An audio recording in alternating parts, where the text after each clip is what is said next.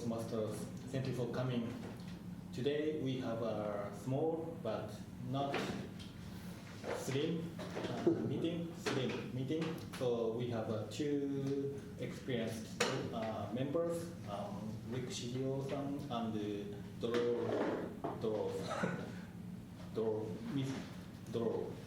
And yes, with that saying, I'd like to introduce today's Toastmaster, Rick Shigio. Thank you, Mr. Vice President of Education.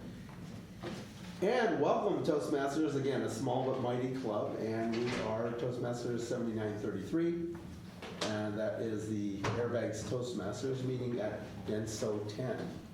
So it's Monday, and it was a very jam-packed weekend for me, so the theme is going to be fitting everything in. I think that's been my theme for like the last 8 meetings in different Toastmasters, is try to fit everything all in. Because we're getting toward fall, children are back in school, people get busier, and there's a lot of things that are happening in the month of September and October. And then, of course, the end of October, we're going to start talking about the holidays. So fitting it all in, how do you get it all fit in? And that's what the theme of the meeting is tonight. So at first, I'd like to ask, do we have speakers today? Does anybody have a speech ready to go? And since I didn't see that there was any volunteers on here, and no one has a speech on the cuff. Okay, we don't have speakers today, so I think we're going to move. I'll do something. You ready? Any speech? Do you want it evaluated, or just want to? Just a round robin evaluation. Okay, so why don't we do that actually, it's nice because, like Dolores, you've not been the impromptu speaker in the past. And so this is opening another door for you, so you can expand your Toastmaster skills. So I would like to introduce our first speaker, and which one of you would like to evaluate? I'm honored to evaluate. Okay, so you can evaluate here. And will this be, do you want this for a speech credit, or did you want this for an educational module? I haven't been working on anything, Okay. so we'll just make it impromptu. Okay, we'll wing it. So I'd like to introduce a dear friend. We've been friends for longer than I can record, really, and she's also a distinguished Toastmaster, a very dear friend. Please welcome distinguished Toastmaster Dolores Dahl. Thank you, Rick. Thank you. What would you like to be done? 5 to 7. 5 to 7. Yes, thank you. Thank you, Adam. Hello, everybody. I wanted to tell you about a really nice trip that I took recently. I had the opportunity to go and visit my sister. My sister lives in Arizona. Well, I don't know if you've ever been to Arizona or not, but I found out a lot more about Arizona than I had ever known, and I've traveled through that state probably 20 times in my life. I thought I knew it all, and lo and behold, I didn't. My sister lives in southern Arizona. She lives at the very bottom of Arizona, and it's about 10 miles from the Mexico border, to be exact. Now, the reason she moved down there is because her daughter lives down there. And my sister had the opportunity to retire, so she bought a home down there. I thought, well, Arizona's hot and desert, and her place is hot and desert, but it is a seasonal area. She actually lives in the mountainous area. It's over 4,500 feet elevation. So it's not as hot as Phoenix. Phoenix can get to 100, 105, 110, and so on. But her area, it's called Sierra Vista, gets at the most about in the 90s. Occasionally it'll go up to 100, but not very often. And they also have what they call a monsoon season. The monsoon season, I believe, starts around August, September, and maybe a little bit into October. So they get heavy rain, and it makes everything look beautiful and green again. And it's very interesting because the monsoons produce these amazing electrical storms out in the desert. But getting back to Arizona. Arizona has mountains. I didn't know it had mountains, and I'm not talking small hills. I'm talking about big mountains. They also have an area on the eastern side of Arizona, right next to New Mexico, and it also goes into New Mexico. It's called the White Mountains.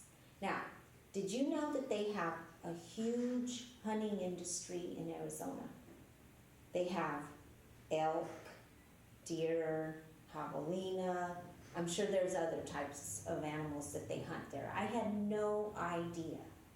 I had the opportunity of going through that mountainous area because we were trying to find an area that was a lot cooler than the 100 degrees, where we were traveling in Arizona.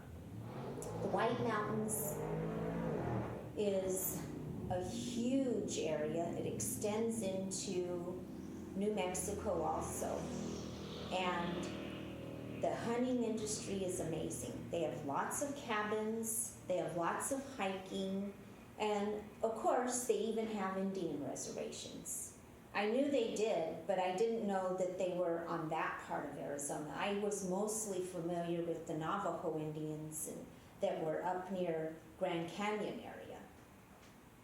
So through my travels, I became acquainted with the White Mountains. I was able to do some really nice hikes, and it's an amazing area. It's also a riparian area, which is kind of like a birding paradise. So some of the best birding areas in the United States are in Arizona. Who would have ever known about that? I didn't even know that. This area has water at certain times of the year. It also has lots of hummingbirds. That's one of the birds that I really recommend to see. And my understanding is some of the hummingbirds can be almost a foot long. I had no idea. I think that's unusual, but some of them can be. I'm used to seeing a 1 to 2 inch hummingbird. They're really small. But it just really opened my mind about many more things that there are to do in Arizona. I had no clue about it. There's some really nice cabins that families have owned probably for long periods of time. There's also Mormon communities in this part of Arizona because probably over 100 to 150 years ago, some of the Mormons went out that way and then they just settled. So some of those cities are predominantly Mormon, and that's interesting too. There's definitely a lot of history. My recommendation is if you go to Arizona, just don't think of going to the Grand Canyon only or to Sedona only. Go south of Arizona, go to the eastern part towards the New Mexico area where the mountains are. It's a lot cooler there, and it's very beautiful and very clean and a very interesting part of the United States that I had no idea about. So that's what I recommend. Seek out Arizona and you'll love it. Mr. Toastmaster. Thank you very much. Thank you very much, Dolores. I think that's wonderful because it's interesting. I have some dear friends, Leanne and John, and they actually just got back from Prescott last week, and I don't know, they're toying with the idea of moving there. They said depends on the outcome of the election, they may be transplanting themselves to Arizona, because I think John is almost ready to retire and Leanne can retire, so they're considering going to Arizona. The one thing about Arizona is no beaches and the heat. I generally wilt, anything above 110 I really wilt, so. But it's always nice to hear about different parts of Arizona. We always just think of the Roadrunner as one big flat land, and I guess it's not that too. So, Okay, I'm going to take a look at the clock on the wall and say that, oh my gosh, we've done actually 10 minutes of Toastmastering. And I wanted to put it out there, does anyone else have anything they want to do, or should we move into table topics? Or what's the consensus of the group today, since there's only the Fantastic Four here? Okay, so why don't we go with table topics, and of course the theme of the day is fitting it all in. So what we're going to do is we'll do standard table topics. I'll have 3 questions, and since there's only 3 people, guess what? Everybody gets a question. What I'm going to do is our theme is fitting it all in, and that's always the challenge.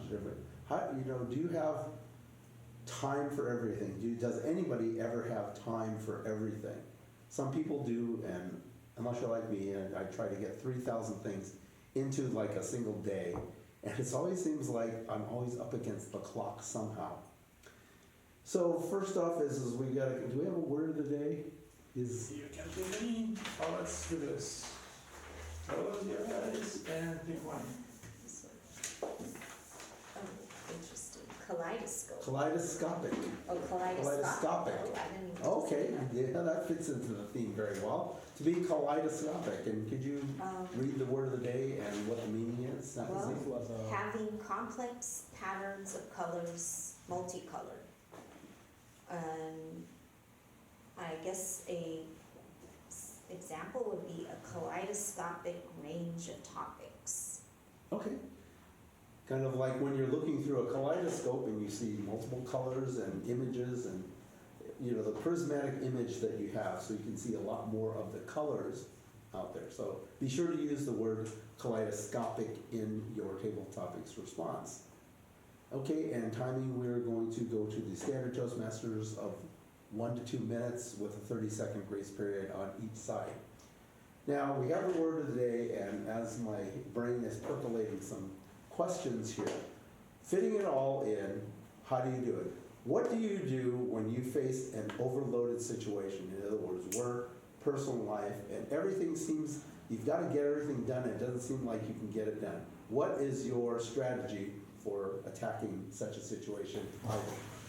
Mr. Table Topics Master, it happens pretty frequently, I think, with me. There are multiple things that you need to get done, and you feel the burden. What would you do?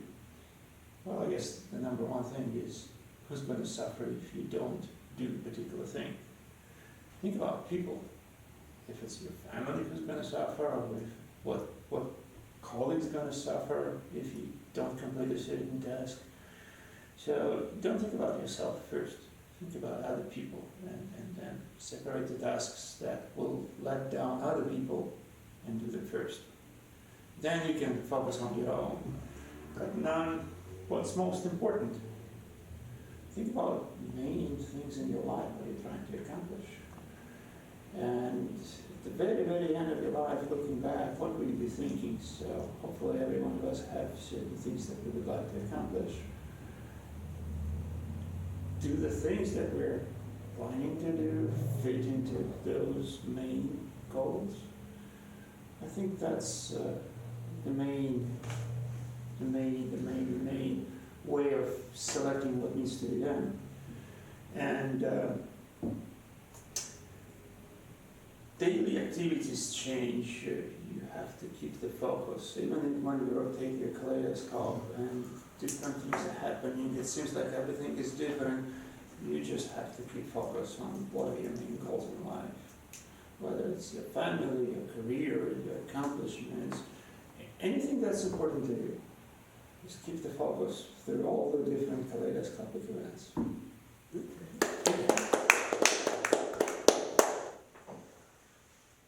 What is your way to unwind, especially when you've had such a really cram-packed weekend or event, or what do you do to relax and kind of let it all go? Tomo-san. Yes, thank you for topic master. Yes, my way to reward, what did you say? Renew. Renew. Renew. Oh, renew. Okay.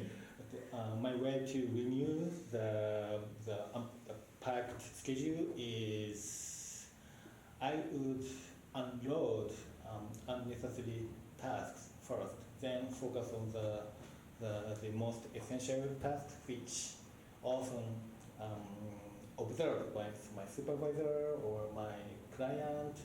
So I would unload very, very unnecessary things.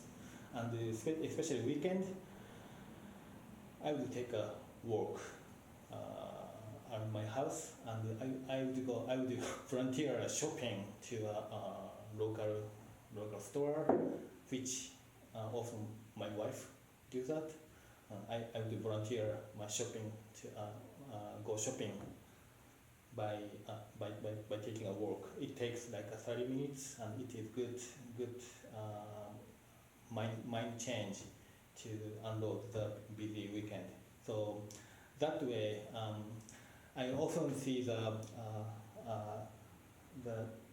different view of the workload in kaleidoscopic way to see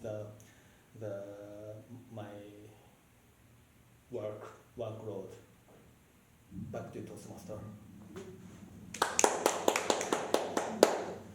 Thank you very much, Tomo-san. And my last question, wonder who it could be for.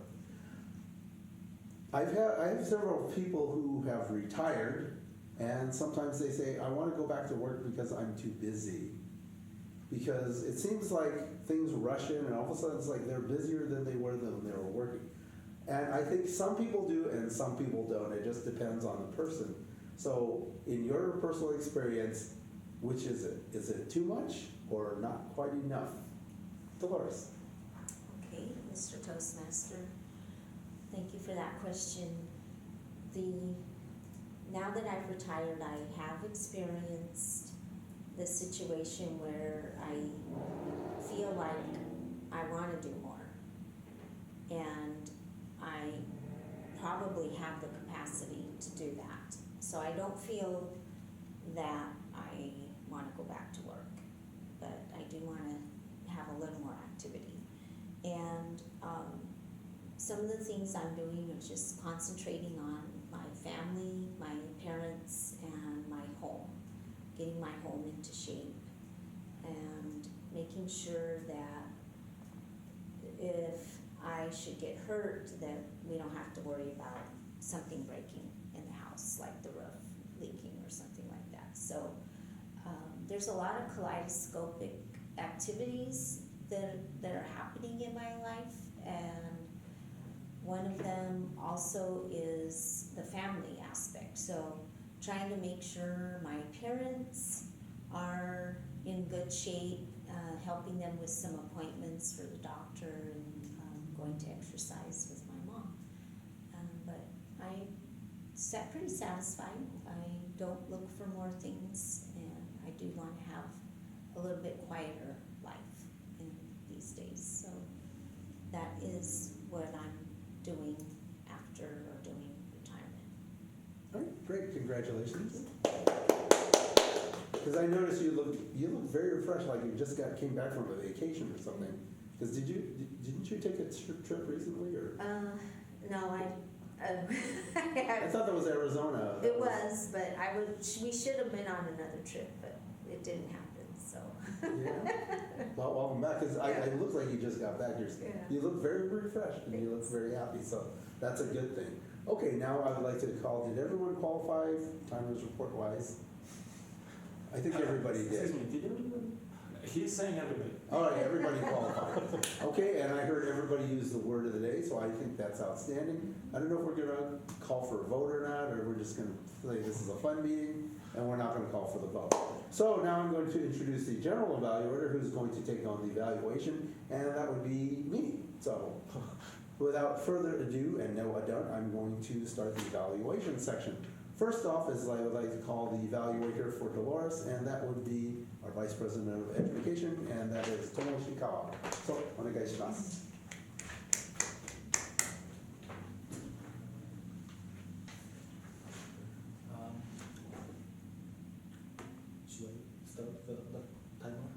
Should we? Yeah. 2 to 3. 2 to 3 minutes. Yeah. Okay. Thank you for the prompt speech, Doris. We were very amazed at your artistic improvised speech. It was very detailed description about your travel in Arizona, and it is very amazing because even though it's a prompt speech, you used art of figures, numbers about the data about Arizona's, including not only numbers. You described about the famous industries and which sound very attractive, honey industries, and that involves all attendees here, and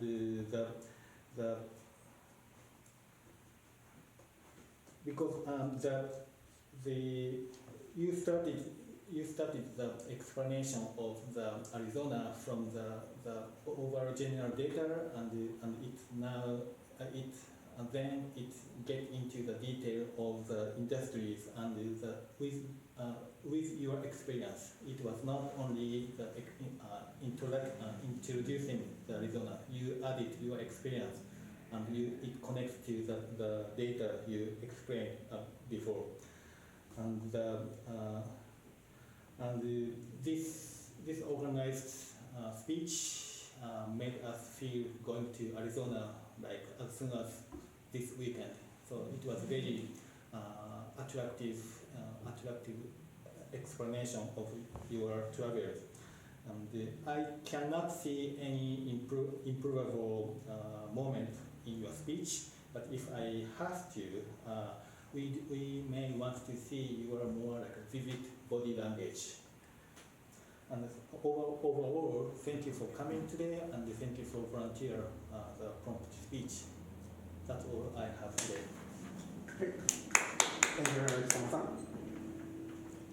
Okay, outstanding, and I think since we don't have a grammarian, I'll give an impromptu grammarian report. I like the fact that kaleidoscopic is a very unique word that most people don't use, and that everybody got to use it. So that was an excellent example of words that we can use more in our vocabulary. So thank you for the word of the day, whoever wrote it. Now for my general evaluation of the meeting, we ran a little late. We are a little short attendance-wise, but that's kind of, it's the fall slump because we've got the time for it. But the challenge is everybody's competing schedules and like the theme, fitting it all in. So overall, I believe that we have several guests that are in the queue that I think didn't make it today, but we're going to make it hopefully 2 weeks from now. Because I did see an email as I'm going through my 400 emails from the weekend. I'm going through all of those. I said, oh, were the guests supposed to be here today or next, or they here last time? Or I just saw listed, Ivan, was that your email on? Previous Monday, we accidentally had a group of students from the Mendes Hills University. Uh-huh. And me and John ran the meeting, kind of gave them introduction to what Toastmasters Okay. is. I think John did a very good job.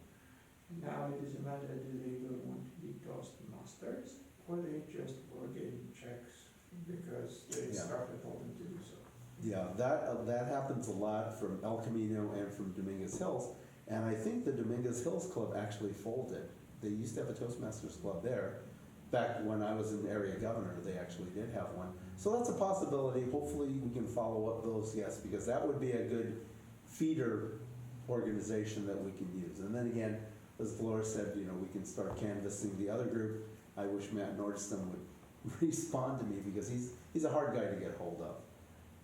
Because he's got his filmmaking and he's also very busy at his company, so he's always trying to fill everything in. Okay, so that's my general evaluation meeting, and I think that covers everything we need to have in the Toastmasters meeting, so I think that was a good idea. And what I'm going to do is I'm going to return control to our presiding officer, who is Vice President of Education, Mr. Tomoshinkawa. Now, what I'm gonna do is, yes, thank you, Rick-san. I'm gonna proceed presenting awards to be. Yes, best speaker is. Well, we can announce the best speaker. Yes. Yes, as we all know, best speaker is Dolores. Dolores. Thank you. No ribbon. The hearty handshake. And the best evaluator is Tomoshin Tawa. Yes. Oh, but best table topic speaker. Three-way tie. How do we do? No, just say it's tie. Yes. Three-way tie. Yes. Three-way tie. Congratulations. Congratulations. And okay, I'm going to introduce president, which is absent, so me.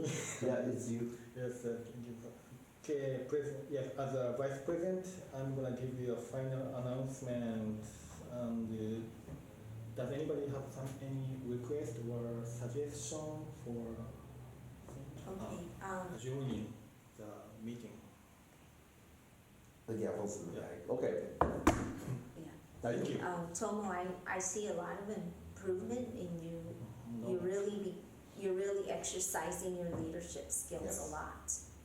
You are. You're stretching your skills. I Yeah. can tell. Doing a You're really not good comfortable, job. but it's good. You're doing a good Yeah. job. Yeah, I do. Thank you. So yeah. good job. The emails that you do, Okay. Is that your alarm or is that? Yes, 5 minutes left, Oh. lunchtime, and yes. yeah, your emails, you're really like making sure the club is still informed. Yeah, So yeah. good, Kinda- very good job. Like a sales letter, like as often Yes. as I can, I Yeah. give them, do not forget about Yeah, club. and- You did it. You're doing a great I job appreciate as getting the the good education. emails. Yeah. Yeah. Thank you. Just I'd like to cover my influence of English, Mhm. so that is least I can do.